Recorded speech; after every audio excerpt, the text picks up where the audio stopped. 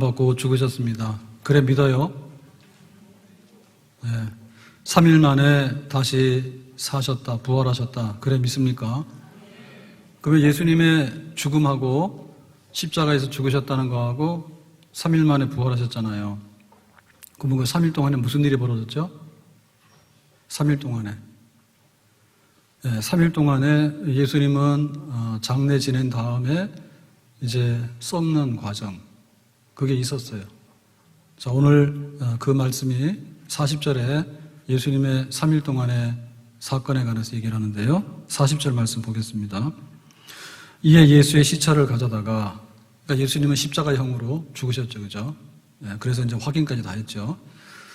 이제 시체를 가져다가, 왜냐하면 이제 이날이 금요일인데, 금요일 이제 저녁이 되면 안식일이 시작되는데, 이 안식일은 6월절 안식일이에요. 그래서 굉장히 중요한 거룩한 날이에요. 그래서 십자가에서 저주받아서 매달린 자를 거기다 놔두면 안 돼. 그래서 오후 3시쯤에 예수님이 죽으셨는데 빨리 장례를 지내야 돼요. 급속하게. 그래서 이제 이렇게 처리를 하는 거예요. 유대인의 장례 법대로. 그래서 장례라고 하는 것은 굉장히 중요한 의미가 있잖아요. 그러니까는 유대인들은 장례법이 있고요. 애국 사람들은 장례법이 있어요. 그래서 애국 사람들은 주로 미라로 만들죠. 미라로 만들어가지고 이렇게 장례를 지내잖아요. 그럼 유대인들은 어떻게 하느냐? 향품과 함께 세마포로 쌌더라. 그러니까 세마포는 이제 그 면으로 된 거잖아요. 네. 천이죠, 천. 그런데 향품과 함께. 그래서 이 세마포에다가 그 향품을 이렇게 듬뿍 발라요. 그러면 이제 그 세마포가 향품에 젖어가지고 그걸 입히면은, 수의로 입히면은 그렇게 해서 이제 장례를 지내게 되는 겁니다. 41절에 보니까 이렇게 말했죠. 예수께서 십자가에 못 박히신 곳에 동산이 있고, 그러니까 예수님께서 죽으신 자리에서 그곳에 동산이 있다. 동산. 이렇게 나지막한 산이 있단 말입니다. 그 동산 안에 아직 사람을 장사 지낸 일이 없는 새 무덤이 있는지라.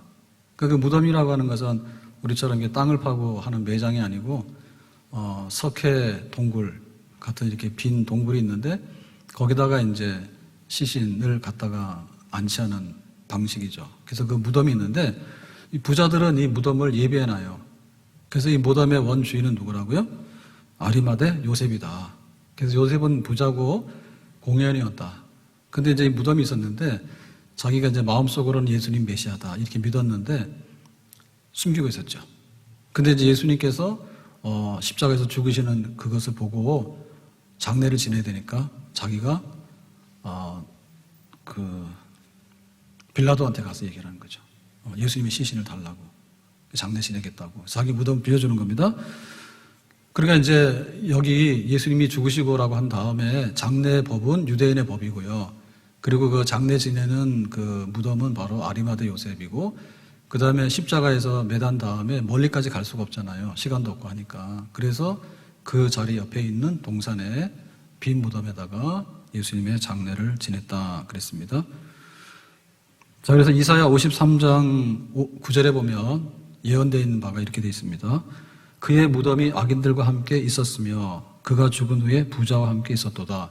그러니까 예수님이 죽어서 무덤에다 이렇게 시체 장례를 지냈는데 악인들과 함께 있었다라고 하는 얘기는 십자가에서 죽을 때 죄가 있어서 죽는 죄인의 모습으로 죽으셨죠. 그래서 좌편강도 우편강도가 있잖아요. 그러니까는 죽는 모양으로 보면은 뭐 자연사한 게 아니라 처형당해서 악인과 함께 죽은 게 맞는 거고, 죽은 후에 부자와 함께 있었다 그랬죠. 부자는 뭐냐면 지금 이 준비된 이 새 무덤은 바로 아리마대 요셉이 부자예요. 그래서 부잣집의 무덤에 신세를 지고 거기 묻히게 됐다. 이런 얘기입니다. 그래서 이제 예수님의 3일 만에라고 하는 3일이 이제 시작이 되는 거예요. 금요일날 오후에 돌아가시고 나서 주일날 새벽에 부활하시는 그 시간까지 금, 토, 일 새벽까지 해서 3일 이렇게 얘기를 하는데 그 3일 동안에 예수님은 무덤 속에 들어가 있었다 이 얘기입니다. 근데 우리가 이 얘기를 보면서 이거 꼭 성경에 써야 될까? 이런 생각이 들죠. 왜냐하면 예수님의 죽음은 의미가 있잖아요. 예수님은 죄 없는데 보라 세상 죄를 지고 가는 하나님의 어린 양이다. 그러니까 죄를 뒤집어 쓰고 죽었다. 그러니까 예수님의 죽음은 역사적으로 의미가 있고 가치가 있는 거다. 그러니까 예수님의 죽음에 대해서 우리가 써야 되겠죠. 반드시.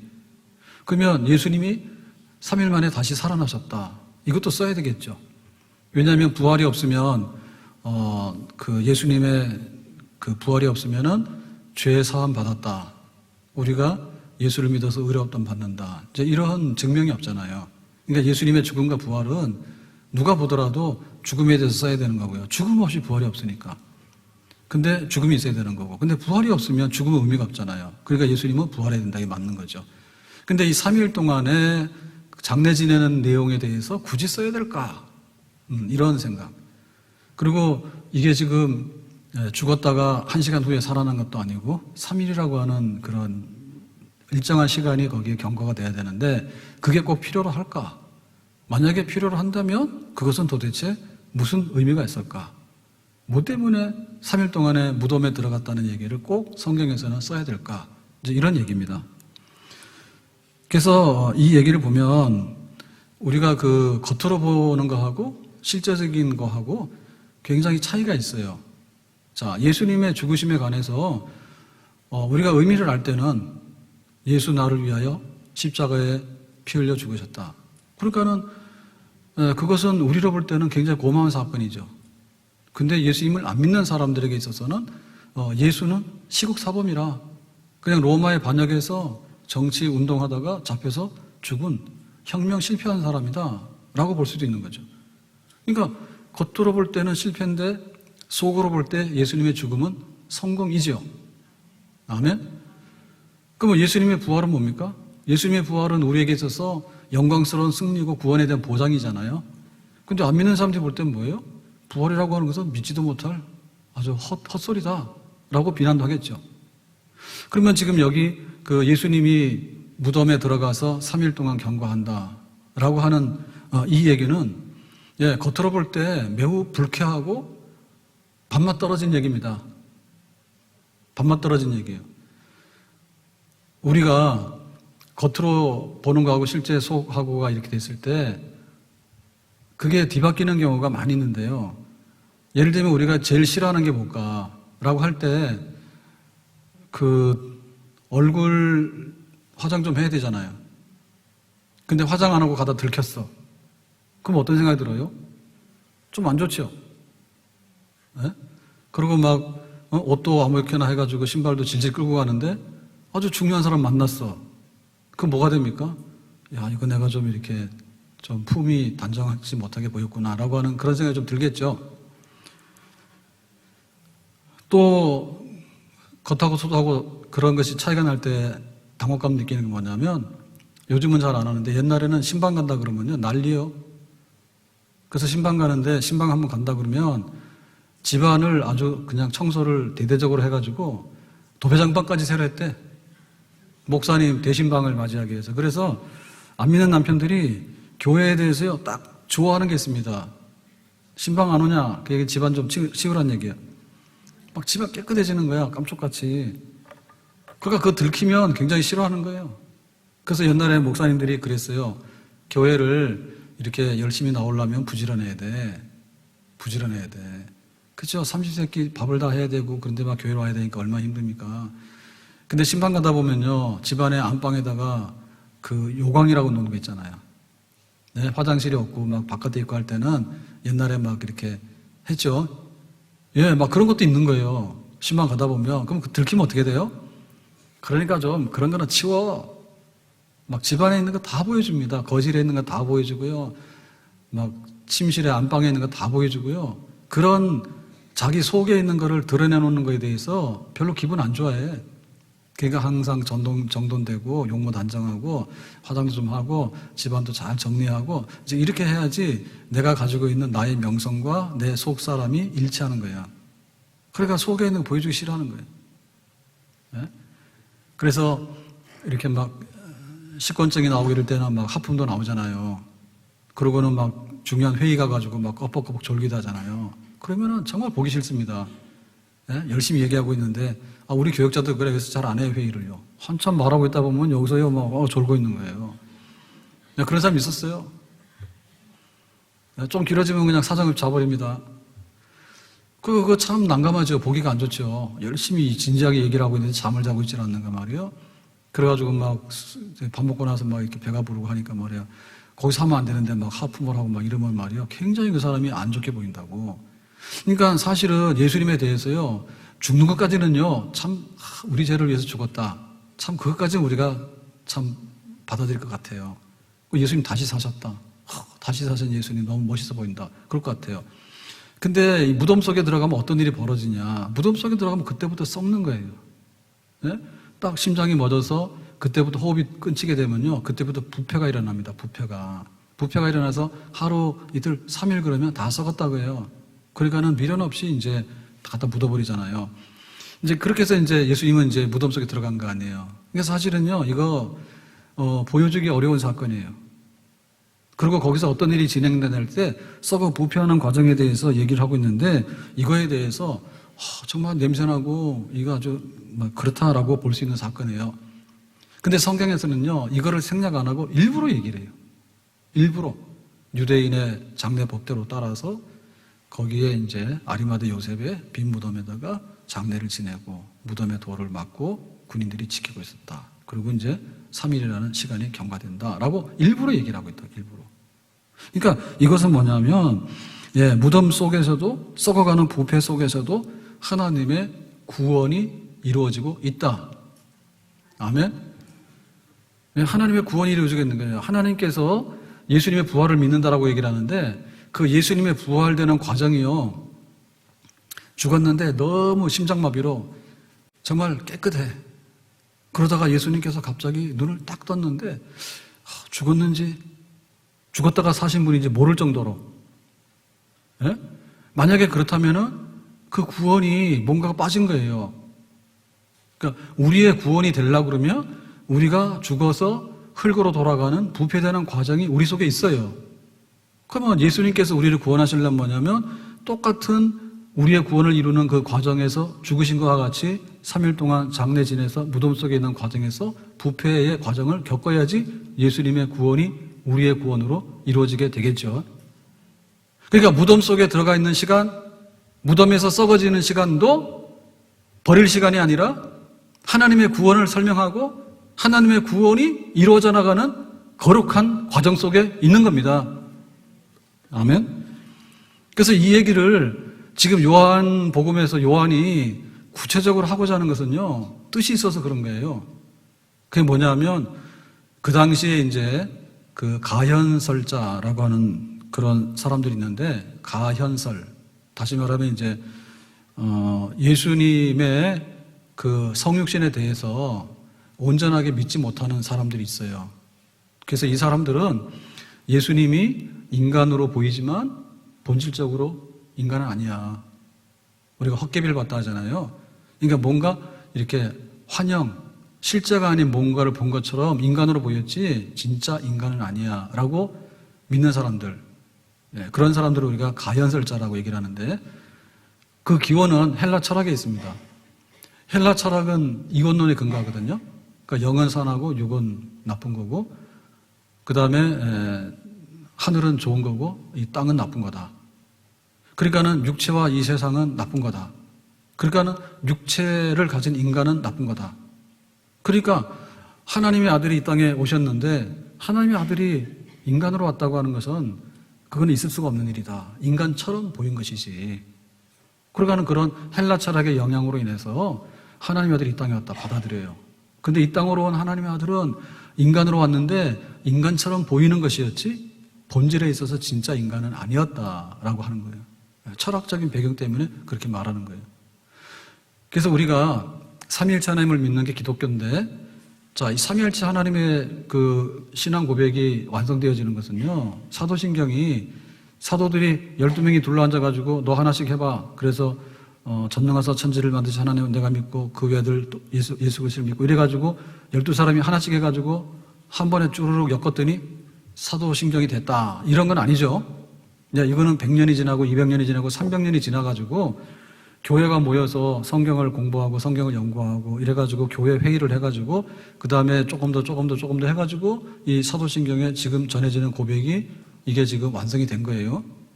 아멘. 자, 그랬을 때 이 사도신경 고백은 뭐냐면 전능하사 천지를 만드신 하나님 아버지 성부 하나님에 대한, 그리고 독생자 예수 그리스도에 대한, 그 다음에 성령의 교통하심, 성령에 대한. 그러니까 하나님을 믿는데 하나님은 삼위로 계시는 하나님이다. 성부와 성자와 성령으로 계신 하나님이다. 그런데 삼신이 아니라 한 분이신 하나님이다. 영혼과 그 본질과 그 다음에 능력과 영광이 같다, 동질이다. 그래서 삼신이 아니라 삼위로 계시지만은 그러나 한 하나님이고, 한 하나님이지만은 단일신이 아니라 성부와 성자와 성령 삼위로 계신 하나님이다. 그래서 삼위가 일체고 일체가 삼이다. 이렇게 해서 이제 우리가 하나님 믿는다 이렇게 고백하는 거예요. 그래서 이 고백의 첫 번째는 뭐냐면 하나님을 믿는데 하나님의 아들 예수 그리스도를 믿는다. 예수 그리스도가 하나님과 도대체 아버지와 어떤 관계에 있느냐라고 하는 것이 첫 번째 그 고민인 거예요. 그래서 하나님을 믿는데, 하나님의 아들 예수님을 믿는데, 그러면 아버지와 아들은 도대체 어떤 관계냐라고 할 때 본질이 동일하다. 본질이 동일하다. 그러면 호모우시아, 본질이 같다. 그러니까는 아버지를 본 자는 나를 본 자고 나를 본 자는 아버지를 본 자다. 하나님 아버지, 하나님의 아들은 똑같은 하나님이다. 그렇게 하면 본질이 같은 거예요. 그런데 또 다른 부류의 사람들은 어떻게 했는가 하니 이제 그 유사본질이다, 유사본질. 그러니까는 아버지와 아들이 같아 보이지만 유사성이 있는 거고 실제로는 차이가 있는 거다. 이렇게 말하는 거죠. 그래서 그 첫 번째 이제 고백은 아버지와 아들이 동질이다. 본질이 같다. 거기에 이제 일치를 했어요. 그러니까는 아버지와 아들의 관계가 본질적으로 같은 한 하나님이다라고 하는 거. 그 다음에 이제 시간이 지난 다음에 고민은 뭔가 하면, 그러면 하나님의 아들이 예수님이 하나님인데 하나님과 유사 본질이 아니라 동일 본질이라고 해요. 그런데 동일 본질인데 이제 그 인간으로 왔잖아요, 하나님의 아들이. 그러니까 그 인성과 신성의 문제. 그러니까 하나님 아버지의 신성과 하나님의 아들 예수님의 신성은 본질이 같다고 해요. 동일 본질인데. 그런데 예수님은 인간으로 오셨잖아요. 그러니까 인간인데 하나님이라고 그러지. 그래서 예수님 안에 있는 신성과 인성, 이걸 우리 양성이라 하죠. 그죠?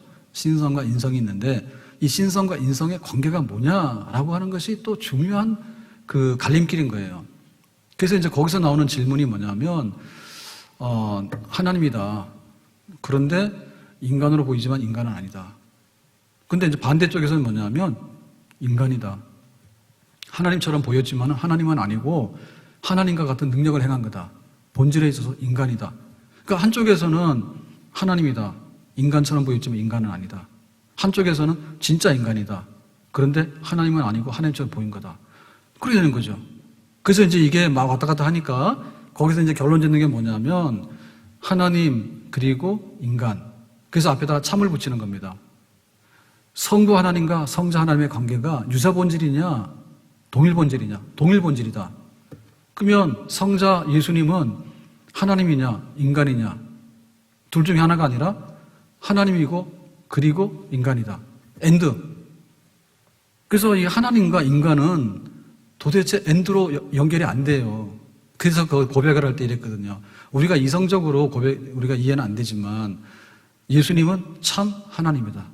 진짜 하나님이다. 엔드. 그리고 참 인간이다. 진짜 인간이다. 신성과 인성이 어떻게 거기에 함께 하느냐라고 하는 것은 우리가 이해가 안 된다. 그렇지만은, 하나님의 거룩한 그 위격에 대해서 우리는 성경대로 그렇게 고백을 한다. 이렇게 정리가 된 거예요. 그러니까 지금 여기 요한이 쓰고자 하는 얘기는 그 당시에 가연설자들이 말하기를 하나님의 아들이 이 땅에 오긴 왔는데, 예수님이 이 땅에 오긴 왔는데, 그런데 인간으로 오신 그 예수 하나님의 아들은 그게 인간처럼 보이지만 그게 진짜 인간 본질이 아니라 인간으로 보이는 환영이었다. 인간처럼 보이는 하나님이지 거기는 진짜 인간의 본질적인 것이 없는 인간처럼 보이는 하나님이었다라고 헬라 철학의 배경을 해가지고요. 그런 가연설자들이 굉장히 많은 거예요. 그러니까 거기에 대해서 요한이 반박하는 거예요. 반박하는 거예요. 야, 예수님이 죽으셨으면 진짜 죽는 거지 죽은 것처럼 보인 게 아니다.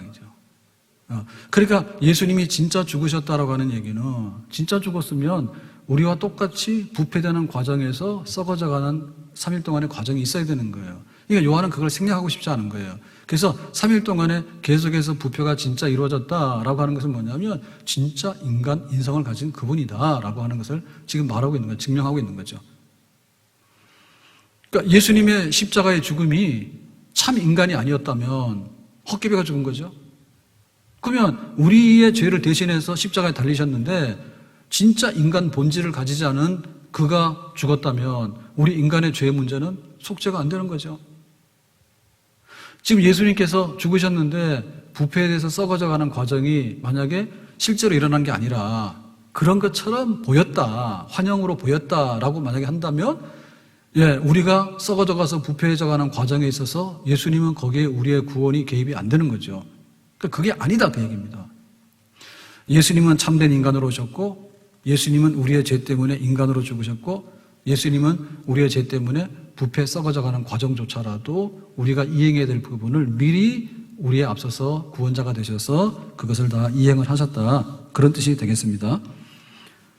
그러니까 우리는 이것을 보면서 그 예수님의 그 죽음의 문제가 그야말로 이렇게 뭔가를 환영을 본 뭔가 아닌 거를 본 것처럼 본 그런 사건이 아니고 그러니까 이렇게 가연설자들의 얘기가 또 다르게 말하면 이런 게 되죠. 예수님께서는 그냥 죽는 것처럼 보였지만은 사실은 기절했다가 일어난 거야. 기절했다가 일어난 거야. 그렇게 말할 수 있는 거죠. 그러니까 그런 모든 것을 배격한다 이런 말입니다. 그러니까는 예수님의 그 죽음은 그냥 죽었다가 뻘떡 일어나는 게 아니라 썩어짐의 과정이 있는 죽음이었고 예수님은 죽는 신용만 한 그런 죽음이 아니라 진짜 죽었던 죽음이었고 예수님의 죽음은 무덤에 들어감으로 인해서 우리가 뭔가를 잘못 본 그런 어떤 그냥 눈에 보이는 착시 현상이 아니라 실제적으로 인간이 썩어져가는 부패 과정을 예수님께서는 겪으신 그런 진짜 죽음이었다. 그러니까 이것이 있기 때문에 우리의 진정한 죽음으로부터의 구원이 우리에게 보장이 되는 줄로 믿습니다. 그러니까 예수님께서 죽는지 몰랐는데 죽었다. 근데 우리가 모르는 방식으로 살아나셨다. 근데 그 중간에 아무것도 없다. 그렇다면 이것은 하나의 신화적인 얘기나 그 허구적인 얘기나 우리하고는 상관없는 또 다른 하나의 이야기거리가 되겠죠. 그런데 예수님의 3일 동안의 죽음이라고 하는 것은 진짜 우리의 그 구원에 이르는 과정에 있어서 빼놓을 수 없는 과정이죠. 우리가 걱정이 많아요. 걱정이 많은데 그 걱정 중에서 예수 믿어서 천국 갑니다. 아멘? 그래서 믿어서 천국 가는데 싫은 분 손 들어봐요. 믿어서 천국 가는데 싫은 분 손 들어봐요. 손 잘못 들면 안 돼요. 졸리다고 해서 아무데나 막 들면 안 됩니다. 자, 믿어서 천국 간다. 문제 없죠? 그래서 오늘도 천국 갈래 그러면은 오늘은 안 가지만 단풍이라도 보고 가야 되지만 하여튼 간다는 데 대해서는요, 좋아요. 근데 이제 우리한테 좀 걸리는 게 뭔가 하면, 야, 네가 썩어져가지고, 이렇게 장례진에서 썩어져서 나중에 그 영원히 천국 가는데 하나님의 구원이 부활이 이루어진다라고 하면 그거를 생각하면 찝찝해요.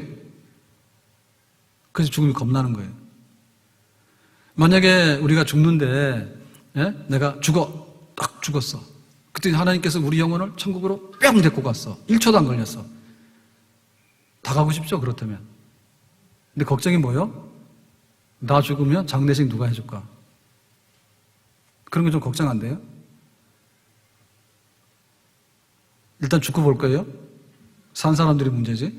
그러면은 매장할 거예요? 화장할 거예요? 그것도 걱정 안 돼요? 점심 먹고 나서 밥맛 떨어지는 소리 다 합니다. 어쨌든 간에 매장을 하게 되면요, 그것도 문제인 거예요. 몰랐는데 막상 이렇게 보니까 그게 막 이렇게 1년, 10년, 100골이 돼가지고 막 이렇게 가는데, 그건 만만치가 않아요. 내가 그 무덤 속에 들어가서 이렇게 100골로 이렇게 대나가는 과정을 머릿속에 한번 생각해 봐요. 그러면은 좀 안 좋죠. 화장한다? 화끈하게 화장을 해? 그런데 화끈하게 화장을 하는데 없어져 버렸다? 그것도 좀 그렇습니다. 그럼 매장도 싫고 화장도 싫으면 뭐 할 거예요? 그러면 수장을 해라, 수장. 물속에다 던져버려라. 물속에 던지면 또 뭐가 돼? 그것도 물속에서 내가 어디로 가나 물고기밥이 되나 그 생각하면 또 이게 좀 만만치가 않습니다. 그래서 우리가 선뜻 말 못하는 거예요. 다 생략하고요. 죽어서 천국 간대. 아멘. 이래 버리면 머릿속이 간단하다니까요. 간단하잖아요. 더 좋은 데 간다는데 비행기 타고 좀 있으면 딱 내리잖아요. 그래서면 죽음에 대한 두려움이라든지 별로 없잖아요. 안 그렇습니까? 근데 우리의 실제는 그게 아니라는 거예요. 우리가 가지고 있는 육체는 지금 밥을 먹으면 배가 부른대요. 밥을 안 먹으면 배가 고파요. 근데 이게 배부르고 배고프고라고 하는 것은 행복한 거예요. 만약에 소화가 안 되잖아요. 그럼 어떻게 돼요? 굉장히 시달린다고요. 시달리는 게 아니라 죽고 싶어도 마음대로 못 죽어요. 그래서 어떻게 보면요. 그냥 한순간에 이렇게 막 심장마비나 이렇게 급사하는 것도 나쁜 거 아닌 것 같아요. 준비 잘 된 사람에게 있어서는. 근데 병 걸렸는데 치매가 걸려가지고요. 교회 다닐 때는 권사님이었는데 목사님도 치매 걸리죠. 목사님도 치매 걸립니다. 그러면은 그 치매가 5년 갈지 10년 갈지 20년 갈지 모른단 말이에요. 징글징글하죠. 그걸 생각하면. 그래서 실제로 우리에게 있어서 그 구원이 뭐냐라고 할 때 이 구원은요 정말로 지겹고 더럽고 아주 그냥 누추하고 그 다음에 막 이렇게 썩어지고 그래서 보여주고 싶지 않은 것 중에 무덤까지는 보여줍니다. 무덤까지는 죽었다 장례 지냈다 무덤을 만들어 놓고요 크게 만들어 놓고요 와서 절하라고 그것까지 한다니까요. 근데 그 속에 있는 거 보여주기 싫은 거예요. 똑같아요. 부잣집 무덤이 이렇게 커 보이고 화려하게 보여도 그 속에는 끄집어내면요 다 백골 돼가지고 뼈다귀 몇 개밖에 안 남아있어요. 가난한 사람 마찬가지인 거예요. 그러니까 사실상의 그 무덤 속에 들어있는 그걸 싫어해. 그래서 김일성이나 김정은이나 김정일이나 다 뭐냐면 시신 처리했잖아요. 방부 처리했잖아요. 근데 우리가 볼 때는 그거 안 됐죠, 그죠? 살아있을 때나 사람이 있는 거지. 죽어가지고 방부제 넣어가지고 관 속에다 넣어가지고 무슨 동물원의 원숭이도 아니고 와가지고 쳐다보면서 절하고 하다가 반박 떠질 것 같아 내가 누워있다가도. 그거 원해요? 그럼 일단은 돈 많이 내놔요. 방부 처리해가지고 냉동고에다 계속 돌리려면 돈이 수십억 들어간다 1년에도. 그렇게 해드릴까? 근데 그거는 최소한의 자기들 자존심인 거야. 막 수령이 장군님이 돌아가셨는데 그거 그냥 방부제 해가지고 그냥 그대로 해가지고 냉장고에다가 동태처럼 해가지고 얼려가지고 이렇게 놔둬. 그걸 좋다고. 어쨌든 간에 썩어져 가는 것에 대해서 두려운 거예요. 그걸 보여주기 싫은 거예요. 그렇게 유능한 수령이 말이야 죽어가지고 뼈다귀밖에 없는데 거기 가서 절하라 그러면 그게 말이 먹혀 들어갑니까? 그러니까 막 그렇게 하는데 그렇게 하는 게 더 웃기는 거 아니에요? 그래서 그것 때문에 우리가 이거를 부정하고 싶고 싫어하는 거예요.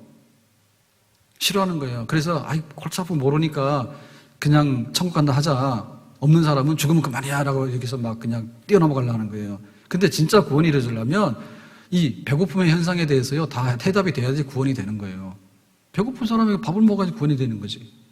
그 다음 병이 난 사람 뭐예요? 병을 고쳐야지 구원이 되는 거지. 우리가 알고 있는 것은 뭐냐면 이 죄는 사망을 가져온다고요. 사망이라고 하는 것은요 썩어져가는 과정이고 완전히 썩어짐이거든요. 그러니까 이 과정이 극복이 돼야지 진짜 구원이 있는 거예요. 그러니까 다시 살아났다라고 하는 얘기는요 썩어지면 부패하는 과정이 없으면요 다시 살아나는 것에는 간격이 없어요. 잤어. 아침에 눈 떴어. 그랬더니 큰 감격이 있던가요? 밤에 잤어요. 몇 시간 자고 아침에 눈 떠서 일어났어. 그랬더니 이 세상이 너무나 아름다워 보여서 막 찬란한 행복에 빛나는 이런 게 나오던가요? 그 사람은 시인이야. 그 사람 잘 없어요. 지겨워. 오늘도 저 원수들하고 어떻게 살아가야 될까? 출근돼야 되는데 내가 이러고 있잖아요. 그러니까 감격이 없다니까요. 왜냐하면 죽어도 죽는 게 아니고 살아도 산 게 아닌 거예요. 그래서 그 부활이라고 하는 것이 진짜 구원이 부활이잖아요. 그러면 진짜 부활이 되려면 썩어짐의 과정에 대해서 겪어야지 부활이 있다니까요. 그거 있어야 된다니까요. 그래서 이걸 생략하면 안 되는 거예요. 그래서 이것은 하나의 과정이다. 그러니까 예수님께서 죽는 척하고 하는 게 아니다. 예수님께서 나 죽은 다음에 묻지 마. 나는 하나도 안 상하고 김일성이처럼 말이에요. 방부제 해가지고 말이에요. 집어넣어놨다가 내가 막 영생한다고. 그게 영생입니까? 그러니까 예수님께서 그게 아닌 거예요. 내가 부활한다, 내가 다시 산다, 내가 구원한다라고 하는 것은 예수님께서는 그 썩어짐의 과정을 다 보여주셔야 되는 거예요. 아멘? 그걸 보여주셔야지 진짜 사는 것이 이거다라고 하는 것을 우리한테 입증하게 되는 것이고요. 우리가 가야 되는 길이 그 길이니까 내가 화장 안 한 얼굴을 막 보여주면 안 되고, 막 우리 집 안방에 더러운 걸 보여주면 안 되고, 그 다음에 막 내가 돌아다니면서 나쁜 짓을 다 했는데 CCTV 다 잡혀가지고, 그래서 왜 그랬냐 그랬더니 뭐 그게 아니고 막 변명만 하잖아요, 지금 보면은. 예? 그러니까는 그거를 다 보여줘야 되는데, 그 다 보여주는 것 중에서 가장 적나라하게 보여준 게 뭐냐면, 썩어서 부패해져 가는 과정을 다 보여주고, 그런데 여기서 내가 일어났지 않느냐라고 할 때, 진짜 우리가 믿고 그 길을 따라가도 되는 진정한 구원의 길이 우리 앞에 펼쳐지게 되는 줄로 믿습니다. 그래서 우리가 그런 생각하면 안 되는 거예요. 예수 믿고 나서 천국으로 뿅 간다. 아멘. 근데 우리 육체는 뭐냐? 몰라, 지겨워서 나는 겁나버려. 사실은 우리가 거기서 다 걸려 있어요. 그래서 두려운 거예요. 그리고 죽음이라는 과정이 너무나 복잡해. 그렇죠? 복잡해요. 근데 어떻게 방법이 없는 것 같아요. 나 찾지 마. 그러고 싹 사라지면 얼마나 좋을까요? 그게 잘 안 돼. 죽음 알려야 되고, 막 장례 지내야 되고, 막 썩어져 가는데, 막, 어쨌든 간에 이 복잡한 과정이 있는데, 그것 때문에 징글징글한 거예요, 우리가. 그래서 거기서 약한 거예요. 꼭 약한 거예요. 근데 우리가 어떻게 보면, 예수님께서 그 길을 가셨다. 사망의 골짜기를 지날지라도 해를 받지 않는다. 그러니까 예수님께서는 썩어지는 과정을 다 보여주시면서 내가 썩지 않게 다시 살아나셨지, 그걸 보여준 거잖아요. 그러니까 우리가 이 길을 가신 예수님을 보면서 우리 또한 이 썩어짐의 과정 속에서 그거를 그냥 받아들이고 다시 새로운 생명으로 나오는 것에 관해서 예수님이 가신, 개척하신 그 길, 우리와 함께 가신 그 길, 우리보다 먼저 앞서 가신 그 길을 우리가 묵상하면서 당연히 가는 길이고 그래도 나중에는 다시 사는 생명이 나올 거야. 그런 믿음으로 우리가 이거를 받아들이면서 우리의 구원을 확신해야 될 줄로 믿습니다. 아멘. 우리는 편집적인 경향이 굉장히 강해요. 그래서 자기한테 유리한 거는요, 다 집어넣고요. 애들도 그럽니다. 엄마가 어떻게 하잖아요. 그러면요, 자기한테 유리한 거는요, 다 집어넣습니다. 엄마 내가 이번에 뭐 학교 가서 성적이 이렇게 돼서 이렇게 뭐 해준다 했지만, 다 들어옵니다. 근데 자기한테 불리한 건 하나도 기억을 안 합니다. 네가 이러면 엄마한테 매 맞고 이러면 몰라 안 합니다. 그래서 우리가 왜 우리의 구원에 관해서 우리가 쩔뚝발이냐? 왜 우리의 구원에가 쩔뚝발이냐? 이게 안 맞는 거예요. 그건 뭐냐면 예수님께서 가셨던 이 구원의 길에 관해서 우리가 받아들이지 못하고 이해를 못했기 때문에 그래요. 우리는 항상 좋은 걸 생각한다고요. 좋은 걸 생각하는데 최악의 경우를 좋게 만드는 것이 진짜 좋게 만드는 겁니다. 아멘? 좋은 거 가지고 좋다라고 하는 얘기 가지고는 우리의 구원을 완성했다거나 설명을 할 수가 없는 부분이에요. 그래서 때로는 우리가 살아가는데 힘들다. 근데 힘든 것에 뭐냐? 힘든 것은 나중에 병난다. 병난 것에 맞으면 뭐냐면 꾸역꾸역 견디다가 나중에는 그것도 안 되면 콱 무너져서 죽는다. 죽으면 어떻게 되느냐? 그러면 장례를 지낸다. 장례를 지내면 어떻게 되느냐? 무덤 속에 들어간다. 무덤 속에 들어가면 어떻게 되느냐? 썩는다. 썩으면 어떻게 되냐? 뼈다귀밖에 안 남는다. 나중에 잘못하면 뼈다귀도 없어졌다. 그것도 다 받아들이시라고 말이에요. 예수님께서 그 부분에 관해서 말 안 해주셨으면 예수님도 그런 겁니다. 얘들아 모여라. 내가 좋은 거 줄 테니까 니들 다 인기 있지? 근데 예수님께서 막상 우리의 현실적으로 가야 되는 우리 실존의 문제, 죽음의 문제에 관해서 글쎄 나는 그런 거 모르는데? 야 니들이 왜 죽어서 거기 3일 동안 묻혀있냐? 나는 모르는데? 라고 얘기한다면 우리의 구원은 실제로 우리가 받아야 되는 구원하고 너무나 동떨어져 있는 것이겠죠. 그래서 우리의 가장 밑바닥에 있는 것조차라도 예수님께서 해결하심으로 우리의 구원의 길을 여신 것에 대해서 우리는 그것도 믿고 그 길을 안심하고 따라가는 정말로 주님 안에 내가 모든 것을 맡기며 구원을 의탁합니다 라고 하는 우리의 믿음이 있어야 될 줄로 믿습니다. 아멘. 그러니까 예수님께서 죽으셨으니까 그냥 우리도 죽자고 말이에요. 예수님께서 썩었으니까 우리도 들어가서 썩자니까요. 그리고 예수님께서 때가 되면 3일 만에 부활하셨잖아요. 시차적으로는 우리는 3일 만에 부활 안 하지만 예수님 다시 오실 때 우리도 똑같은 몸으로 부활하게 될 줄로 믿습니다. 그러니까 우리의 믿음이 글로 가야 되는 거죠. 교회 왔더니 아주 좋은 일이 생겼대. 아니, 요거를 붙들고서 가려고 그러면 사실은 이거는요, 별로 중요한 구원의 의미가 없는 거예요. 구원은 가장 밑바닥에 있을 때 건지는 게 진짜 구원이에요. 아멘? 그래서 예수님의 죽으심과 썩어짐의 그 과정을 성경은 보여주기를 원하는 것이고요. 바로 이것이 인간의 실존이고 여기에 우리 인간의 진정한 구원이 있다. 아멘? 우리는 예수님의 생애에 대해서요, 예수님의 출생을 믿습니다. 그리고 예수님께서 공생애를 하심으로 인해서 말씀을 가르치시고 또 많은 사람들을 고치고 천국이 이런 것이다 라고 보여준 예수님의 활동에 대해서도 우리는 믿습니다. 그리고 예수님께서 마지막에 우리의 죄를 대신해서 십자가에서 죽으신 것도 믿습니다. 그리고 예수님께서 장례진에서 아리마드 요셉의 무덤에 빌려가지고 세마포로 옷을 입혀가지고 향품을 발라가지고 이제 1시간, 2시간, 하루, 이틀, 3일 썩어져가는 그 죽음의 깊은 곳에서 느꼈던 썩어짐의 과정조차도 예수님께서 가신 길인 줄로 믿습니다. 이게 있어야지 우리가 진짜 살아나는 감격이 있고 우리의 모든 것에 관해서 예수 그리스도가 구원이다라고 고백할 수 있는 줄로 믿습니다. 이거는 누구도 말 안 하거든요. 이건 누구도 말 안 해요. 왜냐하면 좋은 것만 조금 해줘요. 내 재산이 있으니까 내 재산 좀 떼줄게. 아니면 내가 좀 편한 길을 알려줄게 이럽니다. 그렇지만은 썩어짐의 과정에 들어가셔가지고요, 내가 이 썩어짐의 과정을 나왔어. 그러니 나를 따라오라고 할 수 있는 분은 이 썩어짐의 과정을 통과하신 예수님밖에는 없는 줄로 믿습니다. 누구라도 여기 들어가서는 못 나왔잖아요. 누구라도. 누가 나왔습니까? 누가 나왔어요? 공자가 나왔어요? 석가모니 나왔어요? 누가 나왔어요? 아무도 무덤 속에 들어가면요, 흔적도 없이 사라져버렸어. 남은 사람 없어. 근데 이 썩어짐의 과정 속에 들어가서 3일 만에 다시 나온 이는 바로 하나님의 아들 예수님밖에 없는 줄로 믿습니다. 그래서 우리는 이 말씀을 보면서 정말 내가 예수님과 함께한다, 다윗의 고백처럼 사망의 음침한 골짜기를 지날지라도 나는 해를 받지 않는다라고 했는데, 때로는 우리의 가난, 때로는 우리의 죽음, 때로는 우리의 썩어짐, 이 모든 낮은 곳에 있는 정말 보여주기 쉽지 않은 우리 인간의 가장 나약하고 가장 부패하는 그런 모습조차라도 주님 때문에 구원받은 거 확신하고 주님께 모든 것을 맡기고 나갈 수 있는 그런 믿음의 사람이 될 수 있기를 예수님의 이름으로 축복합니다. 이 세상에 사람들이 하고 있는 많은 것들은요, 진짜 인간의 것을 해결하지 못하는 것들이 많아요. 근데 진짜 인간으로 오셔서 해결하신 하나님의 아들 예수님밖에는 인간의 근본적인 문제를 해결하신 분, 그 예수님밖에 없습니다. 오늘 이 말씀이 우리의 진정한 복음이 되기를 예수님의 이름으로 축복합니다. 저도 그거를 묵상하려 해요. 오늘 천국 가면 되겠다. 그거에 대해서는 항상 기쁜 마음으로 받아들였는데요. 나 죽으면 어떻게 될까? 사실은 좀 고민을 이제 하기 시작하는 거죠. 저희 어머니하고 그런 얘기를 터놓고 하는 거는 몇 년 되거든요. 옛날에는 그런 말씀 안 하셨는데 몇 년 전부터 얘기하시더라고요. 연명치료는 하지 마라. 그런 걸 써가지고 와가지고요. 저보고 맡겼어, 저한테.